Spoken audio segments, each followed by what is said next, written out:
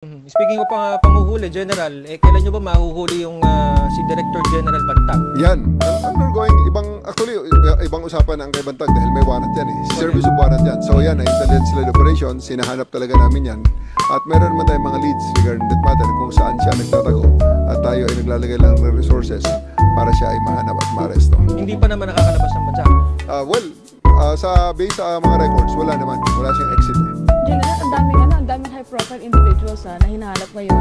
Si Atty. Harry Roque, si Bantag, may iba pa, yung Colonel. Si Dumlao. Yeah. Paano po magiging approach natin sa pag-aresto sa kanila? May bago nakita niyo naman panghuling ginagawa natin pag high profile eh.